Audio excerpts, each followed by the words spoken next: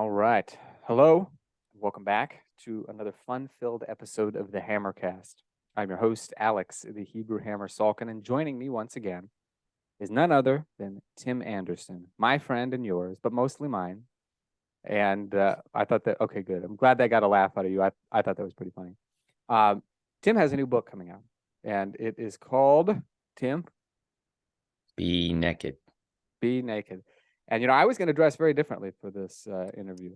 You might say in a birthday suit, just, to be prepared. But then I thought, well, I don't have an OnlyFans that I can, try to get people to sign up for. So maybe I will just dress in an original strength t-shirt instead and take it from there. But it is, you look like you're going to say something I don't want to. Yeah, that's brilliant though. We could have both been here like shirtless or naked, and nobody would know though because of the way the camera's angled.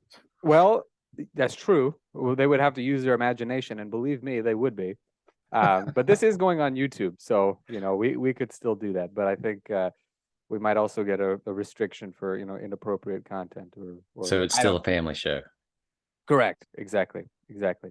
Now, before we kick things off, I will remind people that if you have not already, now would be a good time to get my 9-minute kettlebell and bodyweight challenge. Tim may be the king of crawling, but I would like to think that I have at least earned my keep as the crown prince of it. And I've put together a challenge that's only 9 minutes long, and it's designed to be done with your regular programming that contains gait pattern movements that help you get stronger at pretty much everything else. And crawling is one of those things, loaded carries, a couple of other very simple things that you can learn very quickly, only require a kettlebell or two and your own fair flesh. And they're a lot of fun. People tell me all the time that they have a lot of fun doing it and that they have improved their squat, their pull-ups have gone up, they did more military presses or with a heavier weight. So if you go to 9minutechallenge.com, you can get your own free copy. And I would be remiss if I didn't mention that it's the number 9minutechallenge.com. I don't know of anybody who puts numbers in a URL that are spelled out, but somebody once asked me this, like, is it N-I-N-E? No, it is absolutely not. There's a number 9, just 9minutechallenge.com. So They didn't want to miss it. no, they didn't. But I mean, I guess technically, I've thought I should probably just, go buy N-I-N-E minutechallenge.com. In fact, I'm going to have to do it now because I've just put it on the podcast. And so some intrepid young user might do that and hope that they can draw traffic away from me. And I cannot let that be. Or you'll have somebody that definitely just heard you say it's NINE minute kettlebellchallenge.com. Yeah, true. So now for 2 reasons I need to do it. One is that I've just exposed that weak point. And number 2, I've just confused at least one person in the audience. So I should just have it flash on the screen, 9minutechallenge.com. But that takes editing that I'm not going to do. It does. So that's work. it's not happening. Like I've told you before, I never edit anything. It's like what happens, it just happens. And it gets thrown Bold out. and beautiful. Exactly. Bold and beautiful. Kind of like how people might want to look when they're naked, if I am as if that's a good segue. I don't know for sure. Now I've read I don't know a ton about what the book is going to be about, but I've read the summary because it is available for pre-sale as of the time of this recording. Available for pre-sale on Amazon.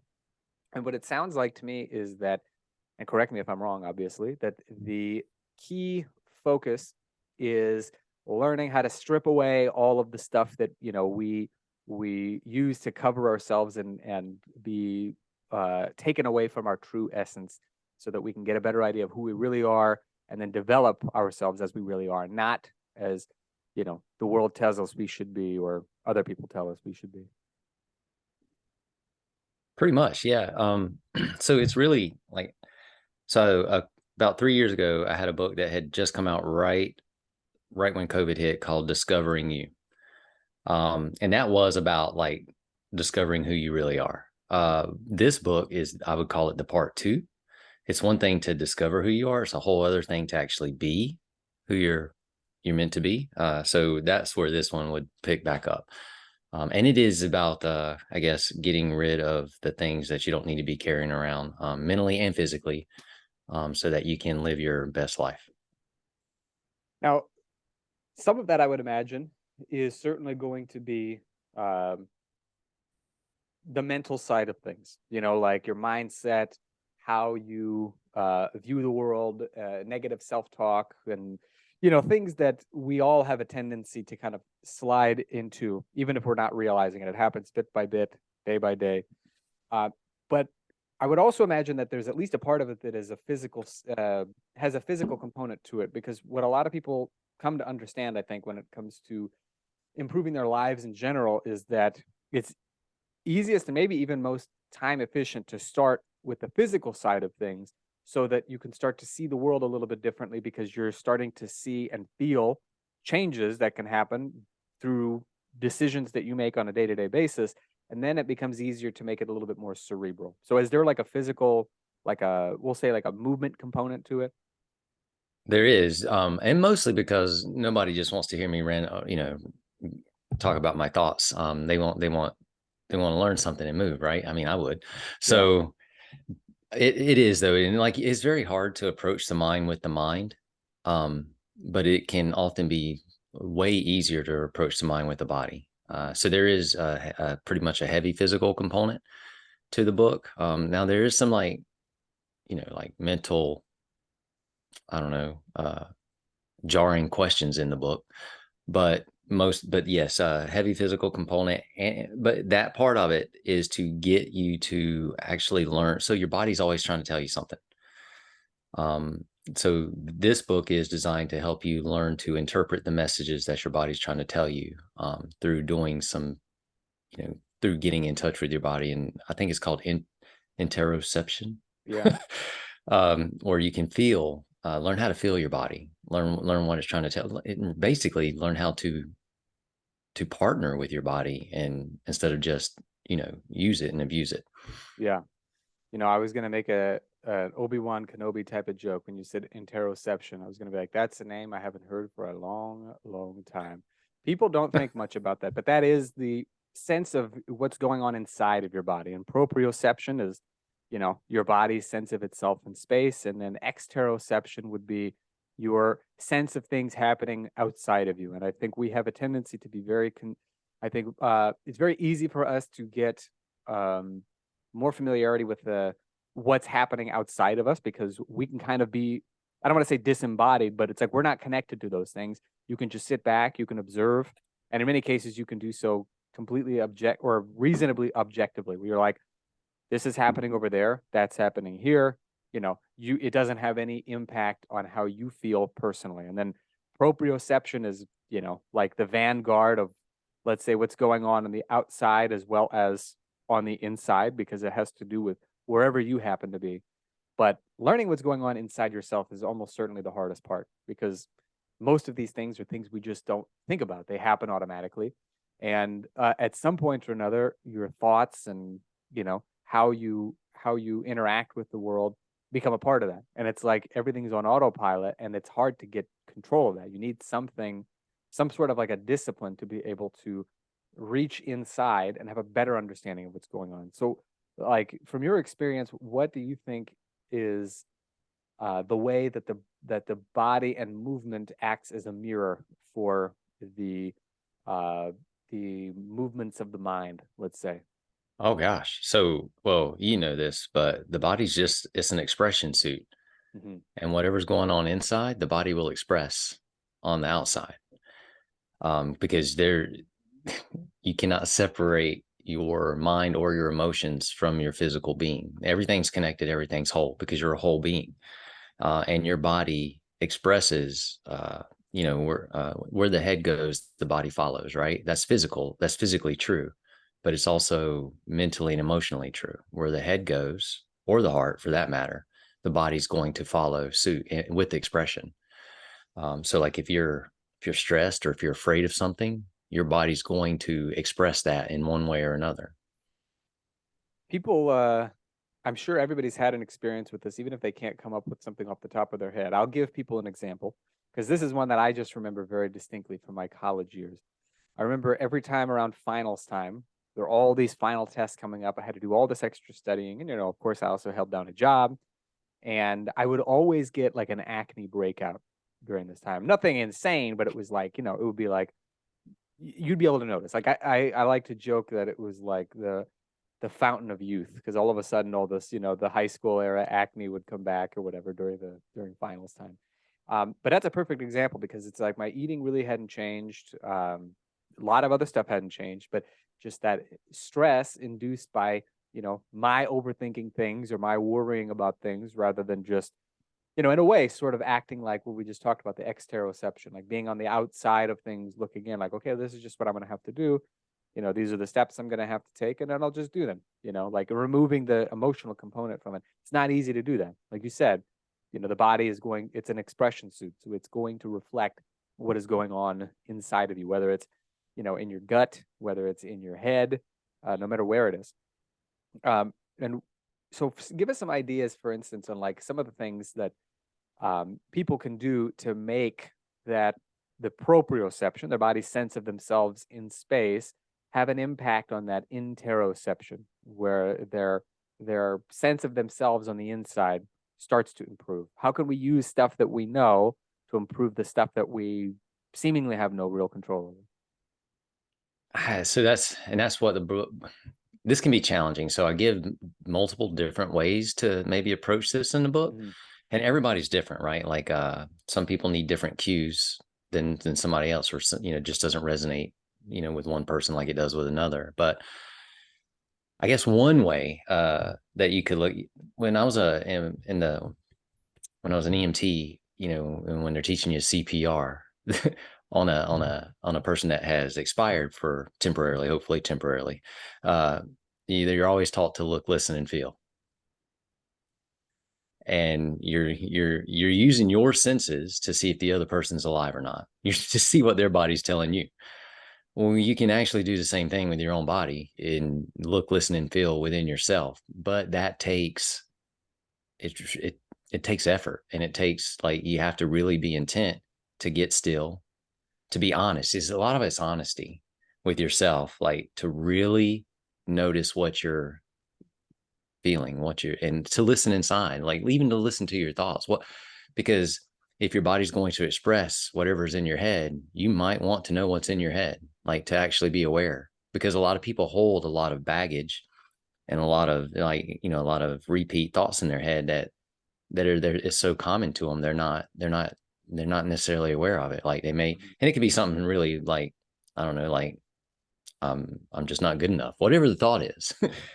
And it can seem innocent, as far as the body's concerned, but the body it's your vessel, right? So it knows. You can't hide anything from it. So whatever's going on in your head, your body knows it, and it will express it. So if you're walking around with a lie, rehearsing a lie in your head, it's going to affect your body greatly. Mm-hmm. And conversely, if you're walking around with the truth in your head, well, that will also affect your body greatly in a positive way.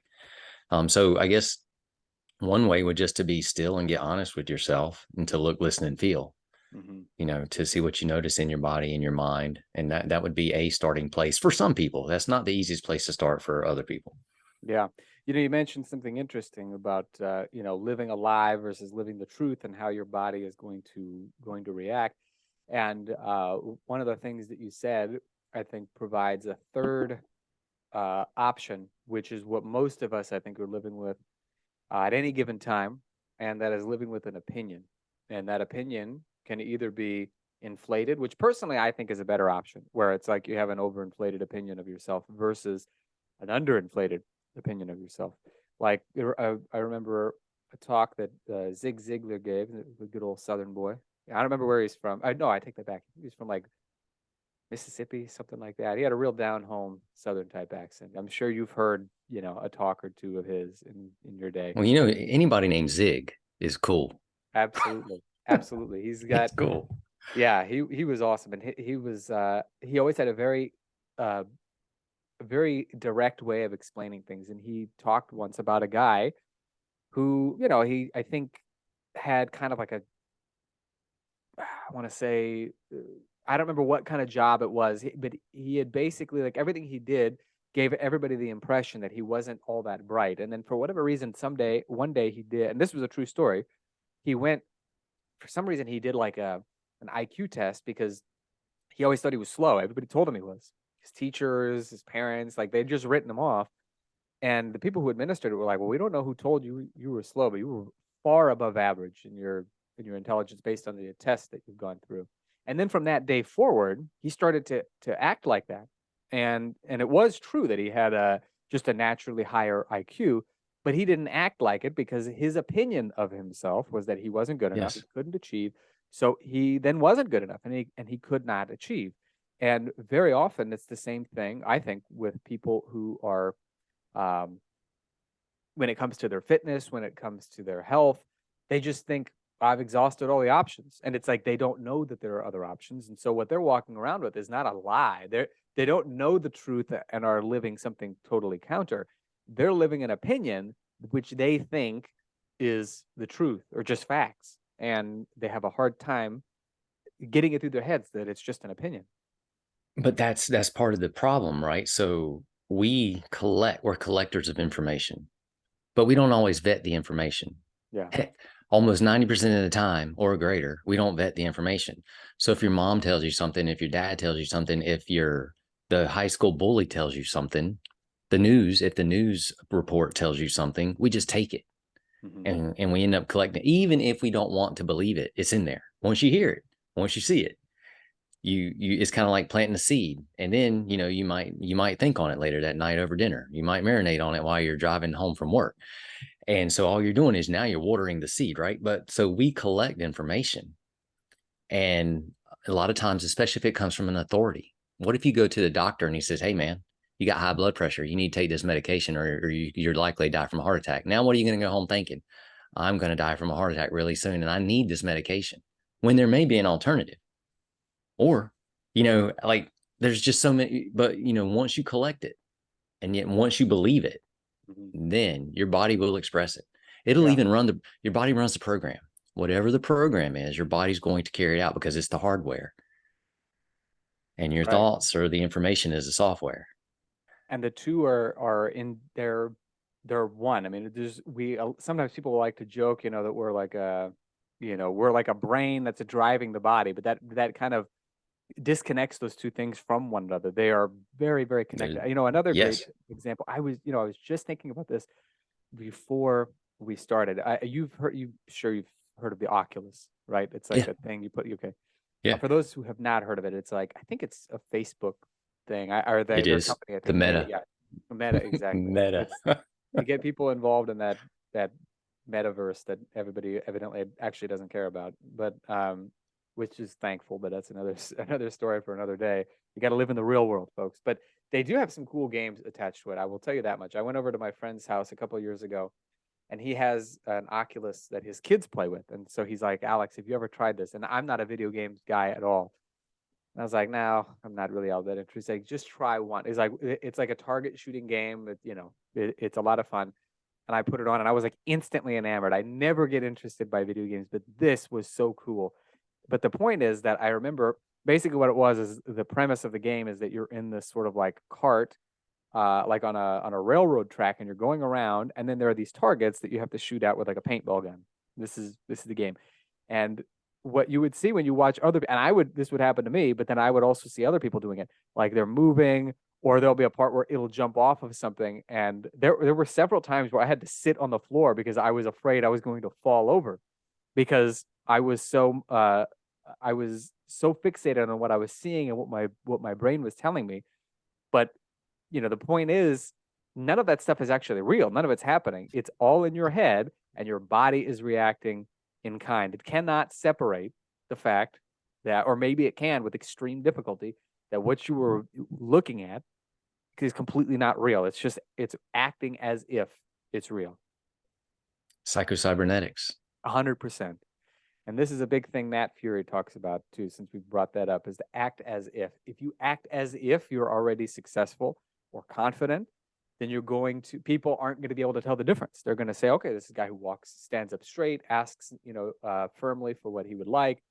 It's huge. More importantly, your body can't tell the difference. Yeah. It doesn't matter what the other people think. Your body can't tell the difference between what you're playing in your head. So if you are acting like you're confident, your nervous system believes, oh, I'm safe. Everything's good. Let's stick our chest out and stroll. Exactly. And on on that topic, I was going to mention too, I remember, I'm sure you've had experiences like this, and I'm sure the listeners have as well. But I remember a number of years ago, I was going through 12-week program with my coach, Scott Stevens, and I would go into the gym every day. And Scott and I have a great rapport. And so I would like, periodically I would just say funny things just for the sake of saying something silly. And if he had to spot me doing something, before I would have to do a set, I would say something funny. So I remember I was doing, it was like a dumbbell chest press for as many reps as I could do. And I was like, Scott, you better put 911 on speed dial because I'm about to murder these weights. And then I would lean back and I would like press them for as many reps as I could do. And then I think this was maybe, I don't know, I want to say maybe like not even like a week or so after the completion of this program, I wanted to make a YouTube video. And normally what happens back then is I had to do like 4 or 5 takes because it would just come out sounding too bland, or I would just seem too timid because it was like, there's a camera on me. I don't know what I'm doing. And then I remember I just sat down, turned the thing on, and I just started talking, and it was like totally, it flowed easily. I only did 1 take, I think. And I remember watching it back and I was like, I feel like a completely different person. And I was thinking, like, why would this be the case? And then I was thinking like, well, I've never said before every single set, something funny, like I'm about to murder these weights, or, I'm about to teach gravity a lesson or something like that. But I think it was because of all that, again, fake it till you make it. In the conversation we were having, it was kind of just meant as a joke, but the body and mind didn't see it like that. They saw it as, like I'm commanding it what to do, and then it just did what I said I was going to do. But levity, humor is freeing. It takes Yeah. away baggage, and your nervous system, if it recognizes humor and levity, then it feels light and safe. Like, so it's not going to inhibit you anymore. Yeah. And people don't connect that, but there are movements that can give you that feeling of levity. Absolutely. Let's hear an example. I've got one in mind, but I want to, this is the time for me to showcase some of the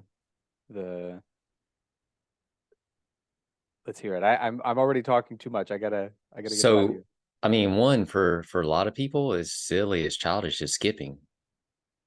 Bingo. That's exactly what was coming to mind. Okay.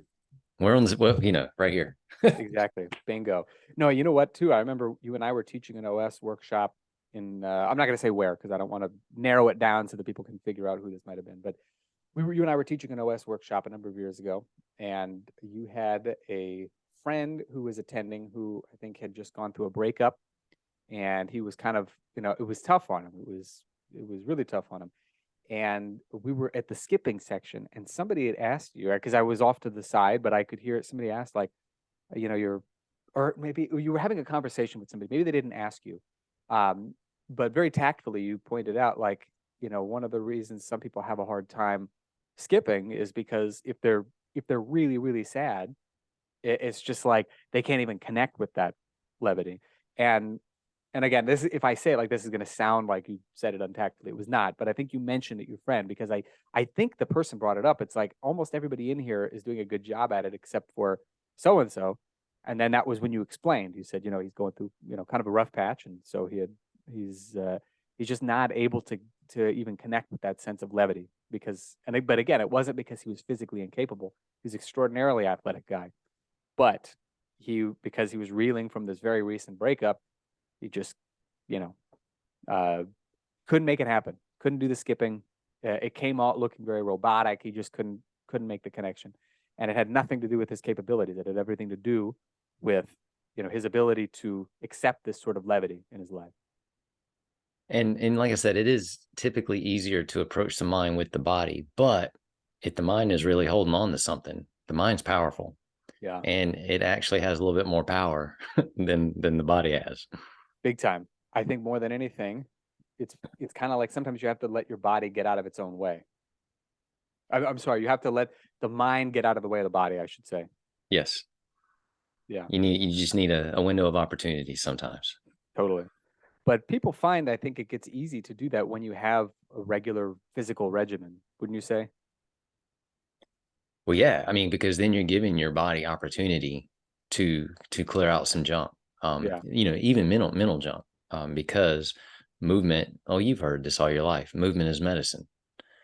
But movement makes from a neurological standpoint, can help the brain feel safe. Mm-hmm. And when the brain feels safe from a neurological standpoint, it's going to let the body move better. But again, everything reflects everything. So if the body is now able to move because the brain feels safe, then the mind and emotions are also now more free Mm-hmm. to let go of baggage. Because your nervous system goes from fight or flight into rest and digest, or Yeah. from sympathetic mode to parasympathetic mode. So once your body's in parasympathetic mode, you can be more creative. You can have more clear thoughts. You can let junk and baggage get out of your system much easier. Yeah. And this is all stuff that you don't just explain in the book, but you also show them ways that they can institute these sorts of things so that they can take some real action, right? Yes. Yes.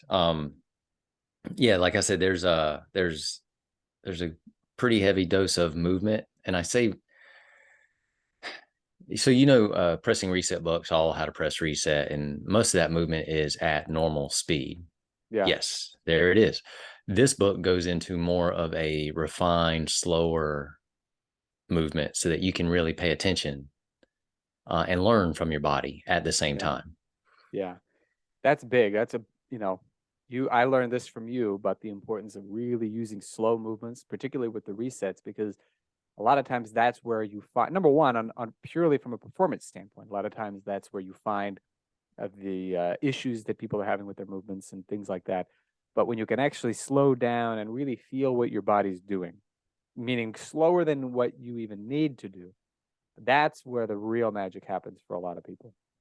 Yeah, that's where you find if you have a hitch in your giddy up, or if something just doesn't feel right, or you may find that you actually feel something for the very first time ever.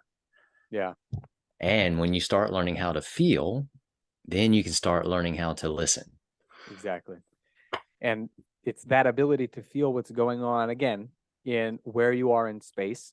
It's that proprioception that helps you to get a better understanding of the interoception, how you're feeling on the inside. And a lot of times it's just taking the stuff that you know or that's easier to learn that helps you to make it easier to learn the harder stuff or get in touch with the more difficult stuff. Absolutely. Now, if there are any pointers that you could give people, like just right off the bat, like just like let's say a snippet, not a huge bite, it'd be like you go to Costco, you get one of those little, taste things where you're like, oh, I'm gonna Sample try. Sunday. Sample Sunday. Exactly. You can fill up. Complete random tangent, but apparently it's in the rules at Costco that they cannot tell you no if you want more samples. I've seen multiple people go back for more Yeah, seconds. yeah, of course. I remember hearing about this on a podcast. They were like, I'm pretty sure that's against the rules. He's like, no. They looked it up like on the podcast. Like, see, they're not even allowed to tell you, no, I think they can't cut you off, basically, you know, like, I think My you've had enough. brother-in-law, my brother-in-law's friend leaves there full when he's on Sundays. He can't eat anymore after he's done. See, I always get tempted by the people when I'm there. I was there the other day doing some shopping and this dude came up with a rack. I'm not kidding. A rack of pizzas, like freshly baked, 18-inch, like big pizzas for like $10. And he was like, he looked right at me. He walked right up next to my cart. I was in line, opened the thing up. He goes, "These are for you." And I said, "I'm very tempted. You're obviously very good at your job, but I'm trying to watch my girlish figure." And he laughed and he accepted that as an answer. And I got away with my physique unscathed, but it was not easy. It was definitely not easy. But back to the original point, as we're getting off topic here with the Costco business.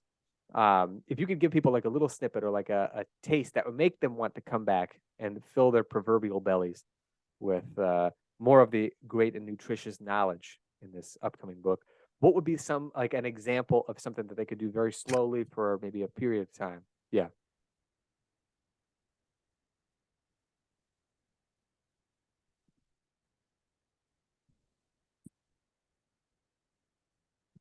Okay, it looked like it said my internet connection was unstable. I think we're good to go now. So people who are on the edge of your seats, do not worry. We are still here. Can you give people a little snippet of what they might be able to do using some of the stuff that we've talked about here, the kind of snippet that is going to make them want to come back for more snippets so that they will buy your book on Amazon. Wink, wink, nudge, nudge, link in description.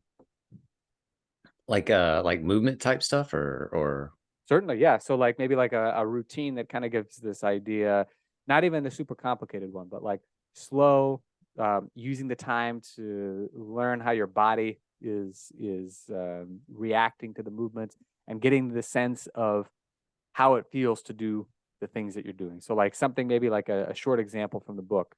one low hanging probably easy thing to do, because I don't know how much the listeners are familiar with resets and stuff, would be to lie on the floor like you're in the position of a star. So your legs are you're comfortable. Your arms are out, either by your side perpendicular or up towards your head, and your legs are splayed out like a star.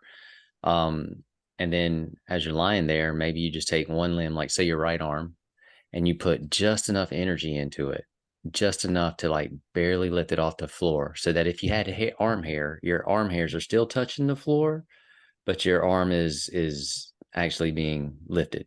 And then you're feeling what happens in your body, like what happens in your chest when you do that, what happens in your breathing when you do that, what happens in the opposite leg, how much energy does it take, are you able to hold it there effortlessly, or is it shaking? Why? And is it shaking? Why is it shaking?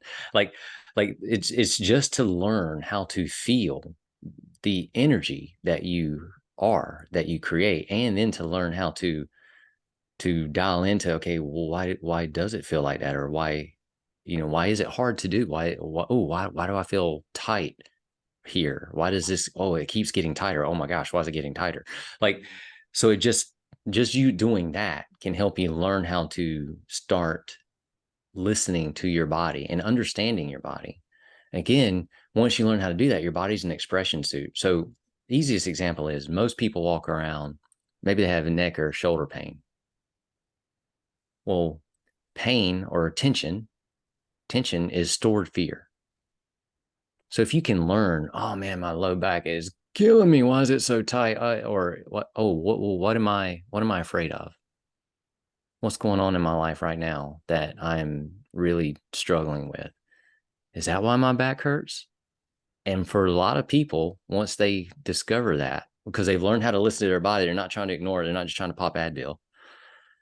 And they learn how to listen to that, then they can start to uncover, oh my gosh, I had no idea my dog dying had such an effect on me.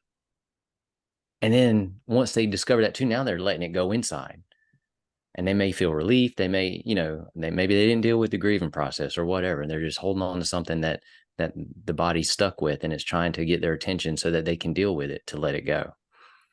But they might not ever know that if they don't start listening or understanding what the body's trying to tell them. It makes perfect sense. I think that's the sort of a thing that most people would do well to do, because it involves just slowing down and feeling the things that you've just sort of learned to ignore, and stop ignoring them. Yeah. And then just to be upfront, and this is where the title comes from. And I'm asking you because I know you probably know, but what is the first two questions that God asked man in the Bible? What was the second one?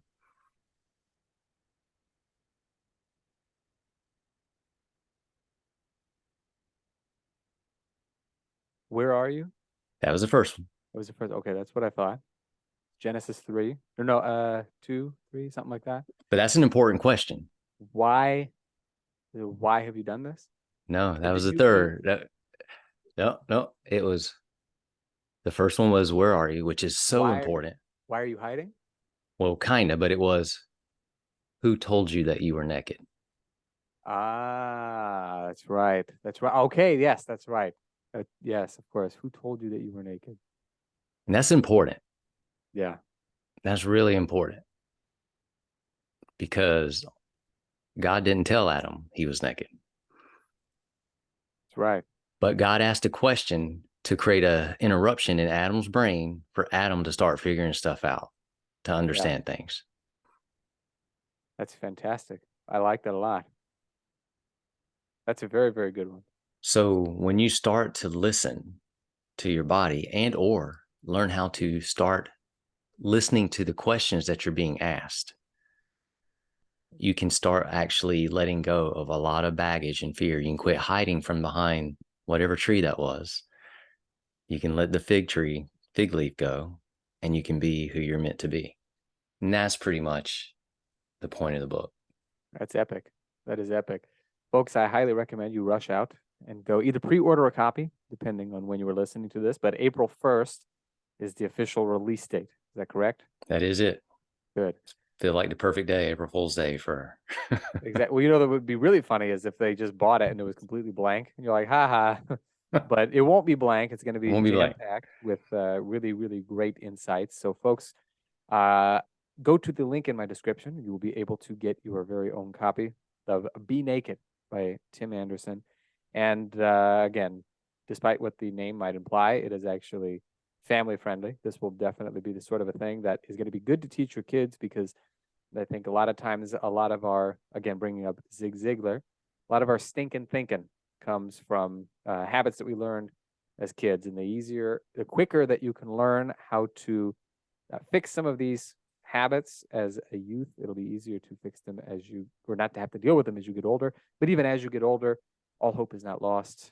All you need is to think a bit better, take some action. And this book is going to be an excellent guideline. So I'm looking forward to reading it, adding it to my collection. I brought out a small sampling of some of the books that I have from Tim. I didn't bring them all out, but I brought out two that were the easiest to grab while I could make sure that I got here on time for our chat today. In addition to getting this book, where can people follow you online? So online, YouTube, the Original Strength YouTube channel. There's a video every week for the last 10 years. So we're pushing like 520 videos. And they're all short, easy to follow. Well, somewhat easy to follow along if you can deal with my jokes and, or poor jokes or whatever. And then there's originalstrength.net if people want to like learn more about pressing reset and reading articles about it, or maybe also buying books if they're not a fan of Amazon. There you go. I like that option. And of course, you guys have some great workshops as well that are done both live as well as virtual workshops, or vert shops, as I like to call them. Nobody else calls them Nice. but I do. You should. You're welcome. You're a trendsetter. I'm trying actually, but I really like to be I like to be places in person, and so I'll definitely do a lot of stuff online, but I think in person thing is fun. So if you get a chance, go to an Original Strength workshop in person, learn the craft from the man himself or from any one of his crack students, like various master instructors like Mike Musselman, who's been on the show, Mark Shropshire, again, another guy who's been on the show, Danny Almeida, she's of course been on the show as well. Whole lot of very smart, very interesting people to listen to, and you won't regret it. It is well worth the trip. It's always going to be worth the time that you spend doing it. And who knows, at least by the time you get to the skipping part of the workshop, you're probably going to be laughing a lot and having a lot of fun. Hopefully. Yes, fingers crossed. So Tim, thank you very much for being on the show. Thanks for having me, man. It was fun. Absolutely. And folks, as always, have fun and happy training.